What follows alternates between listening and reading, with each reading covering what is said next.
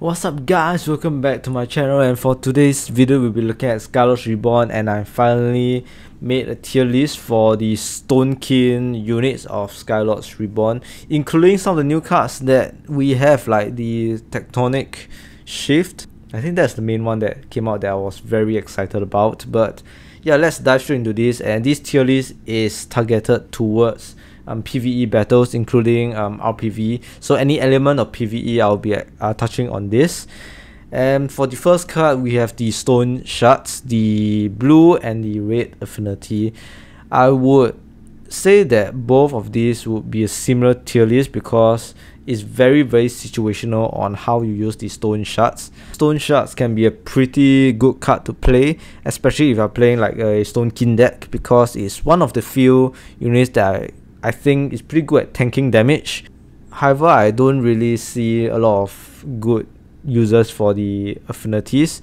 For example, the blue affinity Stoneshard ignores the user's frozen reduction unit damage, and for the red affinity it deals 50% more to beast units, which overall I feel if you play Cold Snap, the blue affinity will work better, and if you play like a campaign map which has a lot of beasts in it, the red affinity Stoneshard would be better. So there's no like better ones. However, if I were to pick one, the blue affinity would be much more usable because as long as your deck has a lot of like freezing spells, it will be more beneficial for it. But usually people don't really play Stoneshards as a attacking unit, which brings me to say that Stoneshards overall, they are not useless in campaign PvE and even like RPVE. Okay, RPV may be slightly more useless, but not entirely useless. I do use it occasionally for the fun of it, and they are not entirely bad at all. I'll put that as a C tier. It's a card that you can have fun with, but it's not totally useless at all. Next up, we'll look at the Stonekin Earthkeeper. We have actually the blue and the red affinity, but I just combine it into one because yeah, this is a very highly situational unit, and what is good about this is probably the skills. What the Earthkeeper does is that when it's summoned, you are able to use this ability and cast it on a unit. So one of the affinities, I think, is the blue one. Yeah, the transfer damage that the Stonekin Earthkeeper gave to that unit, the damage received from the unit will be split among Stonekin units equally at quite a big radius. And for the red affinity one, it transfers 50% of all damage done to the surrounding Stonekin units, but it buffs the unit affected by giving it 30% more damage. Overall, I think the Earthkeeper is quite underwhelming because it's just a tier 2 unit. Its ability is probably more useful when you reach the higher tier, when you want to have like strong power unit that you want to buff and split between like little Stonekin units. So I've never played the Earthkeeper before in the actual game because there's pretty much not much point in using the Earthkeeper's ability, but that's just my opinion. I don't think it's very useful for Stonekin units, even particularly so that Stonekin units are already very strong and they are very hardy units. So why would you need this kind of like ability for it? So for Earthkeeper, I'll just give it a D tier, and you might disagree with me, but I really think Stonekin units by itself, they are pretty strong already. You don't need the Earthkeeper's like ability or buff for it. Next up, we'll be looking at the Razorshards, the Stonekin Razorshards, and we have the green and the red affinity. So there are two distinct differences in these two, and I prefer one over the other. And let's touch on the ability of the Razorshard. So when the ability is activated, for the green affinity Razorshard, it gives this like gifted bombing similar to like the Firestalker, and at the same time heals surrounding units nearby. So I thought this is a very good addition. You kind of like save power from using like Surge of Light, Ray of Light, or any other healing spells, and it benefits your army. And if you have multiple Razorshards that are the same affinity, they kind of like bounce off each other and heal themselves. So I thought that was way better than the red one. The benefits of the red affinity Razorshard is it knocks back small and medium units. However, this has a slight flaw in itself because the bombing itself takes about like 5 seconds, a ton of time for it to drop on the floor and explode.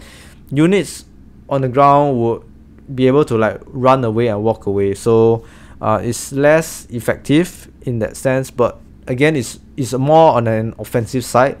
Overall, I would prefer the green affinity more, and I use it quite often for its like long range ability. If I want to like destroy buildings or like attract units and heal my units as well, it's much more effective using the green affinity Razorshard. So I honestly put the green affinity Razorshard as a or B tier, but I really like the green affinity Razorshard, so I'm slightly biased and will put it as an A tier. But for the red affinity, I would put it as a B tier because it is still a very good card. Much more useful than stone shards, of course. Next up, we'll look at the Crystal Fiend. There are two different affinities again. The green affinity Crystal Fiend's special ability is that it's able to heal itself. And for the blue affinity, Crystal Fiend is able to heal friendly units and give them a 20% damage reduction bonus. So if you want to have a Crystal Fiend that is like self-sufficient, it's able to heal itself when it's attacked, then you go for the green affinity.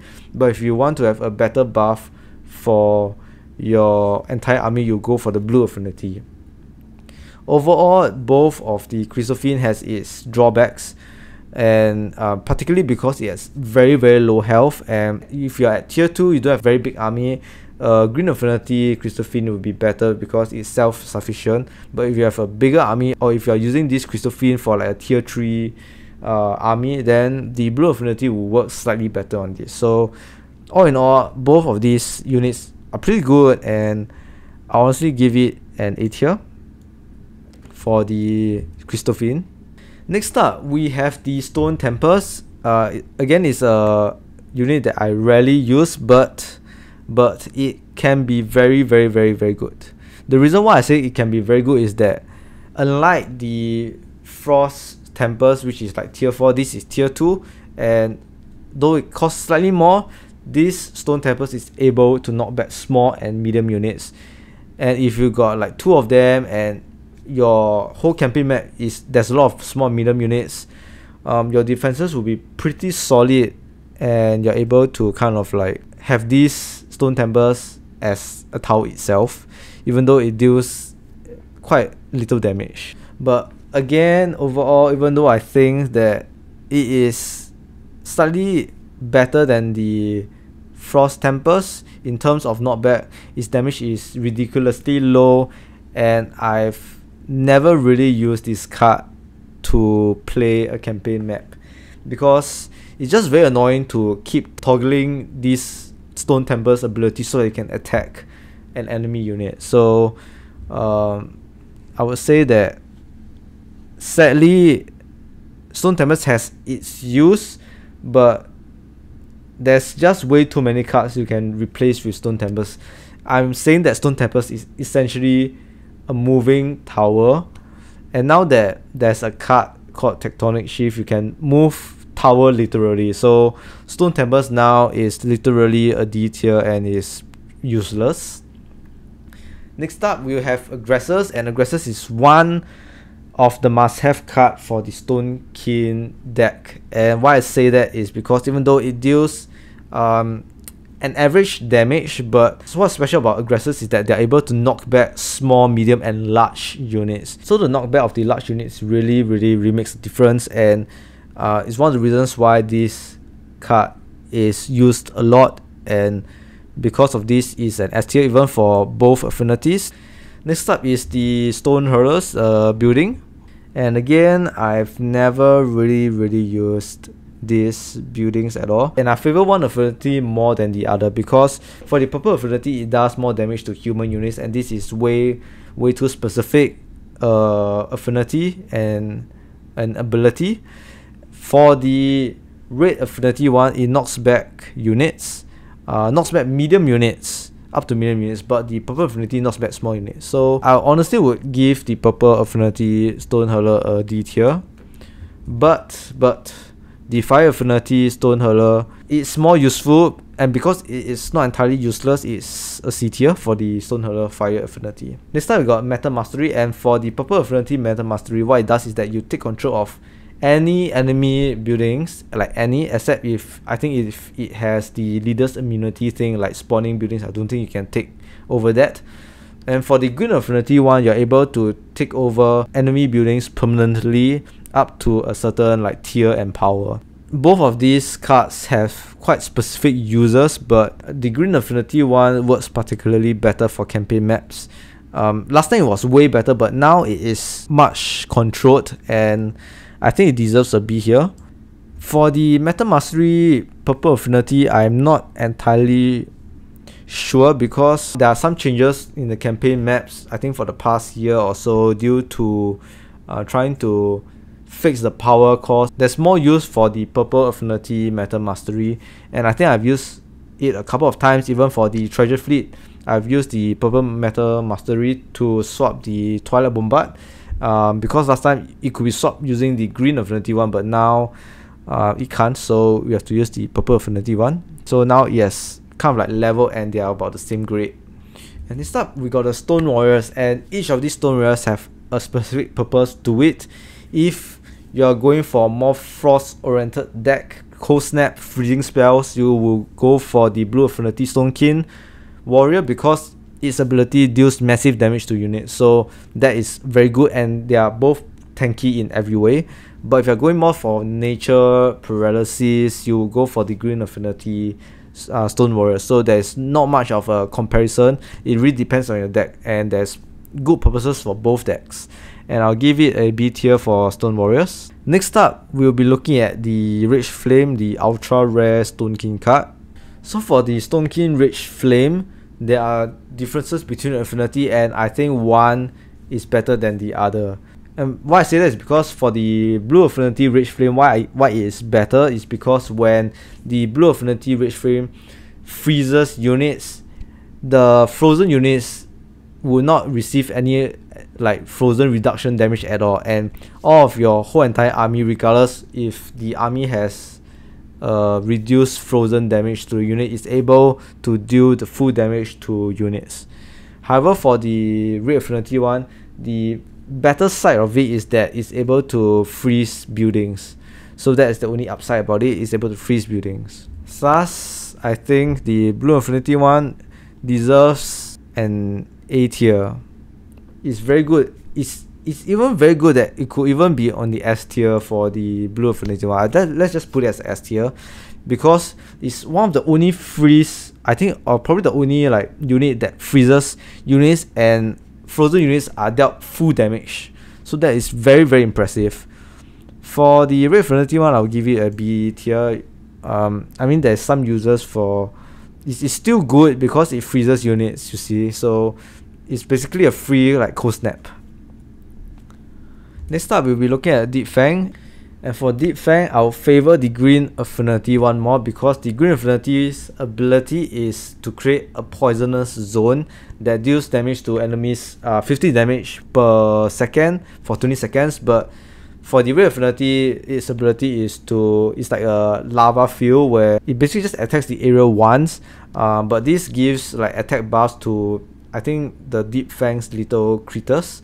Yeah, so I really favor the green affinity one more, but overall I don't think a lot of people would use the ability, so they'll probably be just like a tier difference. And Deepfang is a pretty good card, I would say, so I think it's an A tier. This is an A tier for the green affinity, and the red affinity is a B tier because it's very tanky and the damage it deals is quite decent. Next up, we'll be looking at the Stone Launcher. The difference between the Stone Launchers is that for the purple affinity one, the ability drags down flying units for 25 seconds, but for the purple affinity, even though you are able to like drag down these flying units for 25 seconds, no range or magic attacks can attack this like grounded unit. However, for the blue affinity one, it's for 15 seconds and any units can attack this flying unit that got gravity surge. Overall, I think the blue one works better because any units can just attack this flying unit, and you don't have to wait for any ground units to attack, because for the purple affinity, yeah, range units can't attack the flying units at all. Personally, I would say that even though both abilities is different and one is better than the other, but I will still put them both at a C tier. They are not very often used, and I would say this like anti-flying building isn't very necessary at all. So yep, the C tier for both of them. Next up is the hammerfall, and honestly it's one of my favorite cards because the hammerfall is able to attack long range, and for the green affinity it heals surrounding units like a healing well. For the blue affinity it gives frost shields for your surrounding ally units. So both of these is very beneficial. However, healing is better than the frost shields because ice shields always have a time limit. The green one is a A tier, blue affinity is a B tier. Next up, the new card Tectonic Shift, and I've used it on some games and it is really very fun to play with and very useful if you're able to play well and in combination of different buildings. For example, you want to play a game just using the World Breaker's Gun ability. Sure, just cast Tectonic Shift on it and shift it around the map, and your World Breaker Gun can be within range for its heavy snowball ability. Tectonic Shift can be very useful if played correctly, but it's not a necessary card in a deck, and it can be quite specific. So overall, Tectonic Shift deserves a B. If played well, it can be utilized very good. Next up, we got the Stone Shell. For Stone Shell, the purple affinity Stone Shell reduces your units damage intake the more enemy units there are. But for the green affinity, it's the other way around. The more units you have, the lesser damage that they get. The green affinity one is entirely based under your control, but the red affinity isn't under your control at all. It's really based on how many enemy units are surrounding your area when it casts the spell. So based on that alone, the green affinity really deserves a higher place. And I think it's about B tier for the Stone Shell, and the purple affinity is a C tier. Next time we got Grinder, and for Grinder, the purple affinity one basically reduces damage of all the taunted units around it, and the red affinity one buffs the Grinder. Overall, if you want to taunt around all the enemy units and Grinder takes its damage by itself, naturally speaking, the purple affinity would work better because Grinder is able to tank more damage. Based on that alone, it's easily an A tier for the purple affinity, and for the red affinity, I'll give it a B tier. Next up, we got Gemeye, and Gemeye for the purple affinity one is where it's attacking, it releases a poison and deals damage to your units. But for the green affinity one, after a while, like this lingering thing will paralyze enemy units. Both of these has very good users, but Stonekin being a very tanky faction, you favor damage over paralysis and CCE spells, and you definitely have a lot of these control spells anyway because you're using nature and frost, but you have lesser attacking spells because it's nature and frost. So if you have this unique card that poisons and deals more damage, it should be a tier higher. Honestly, Gemeye, because of its extremely long range ability, and it really deals a lot of damage to enemy units. So Gemeye, the purple affinity is an S tier, but the green affinity is I'll give it an A tier. Alright, A tier. Next up, we got the Deep Gorge, and what's amazing about this Deep Gorge is that any units that goes near it will get frozen. This is one of the few cards that is quite crazy and also one of the most tankiest cards. So honestly, this also deserves quite high on the list, but again, it's a bit more specific because it's a tower card and not a unit card. Very good for defensive strategies. The blue one immediately frees enemy units, but the red one, enemy units must be there for like a couple of seconds, but when they are frozen, you're able to deal full damage to it. So both has its ups and downs. Honestly, it's about the same, similar-ish grade. I'll give it B tier for both. And lastly, you got Earthen Gift, a card that I honestly never really play, but one card is better than the other, and it's the green affinity, because if you are using Stonekin decks, you have a lot of elementals, and what the green affinity Earthen Gift does is that it heals your units and gives you a 50% damage boost, which is quite amazing. But the blue affinity one buffs buildings, does the same thing, but it's 2 buildings. So because of that, honestly, the green affinity is very good, which deserves a B tier. And for the Blue Affinity, I'll give it a C tier. Alright, now to complete my tier list for the Stonekin, I've waited for this for just about a week or so, that I can just review the newest card of Skylords Reborn, which is the Bedrock. For Bedrock, it's the newest card of Skylords Reborn and it's pretty good, though it's slightly costly at 280 power. However, even though it costs really high, but its abilities are free to use. It's very amazing, the ability. The card itself is very strong. It's like Tortugan, but there's no like this ability where you want to eat your units. I forgot what is it called, something like some hunger ability, and that you can just have it run around the map and shoot all those like little magma bullets into your enemies, and it deals a lot of damage. And other than that, it also has a very great defensive ability which you can activate. It will summon a free like stone launcher for 30 seconds and you attack units, serve as a tower. And also there's another skill that when you activate it, you summon ice shields for all your buildings surrounding the Bedrock card. So this is an excellent attack and defensive card. For defensive is mostly the ice shields that can grant for your towers or buildings, and for the attacking part, it is the damage that the Bedrock deals, and also able to summon these like Stonekin launcher whenever you want around the Bedrock. So because of these amazing abilities and high damage and versatility of Bedrock, it's definitely an S tier card. Not only that, but as a Stonekin unit, it has the Adamant skin which receives 15% less damage from enemy units. So this is a very tanky card, deals a lot of damage. You can play around a lot with the skills of the Bedrock, and it's free. You don't have to use any power to activate the ability. So all in all, Bedrock is an excellent ultra ready. I think it's the first ultra rare card that Skylords Reborn has released in the Rebirth series. Yeah, and I hope you guys enjoyed this video, and I'll look forward to creating more tier lists, maybe even updated tier lists, and also according to the votes that you guys gave, I will be recording some of my pure nature runs so that you can follow through and get your promo mana wing. Also, I'll probably try to make the deck a lot easier, strategies that's easier to follow for new players who just wants to conquer this achievement. And I'll see you guys again real soon.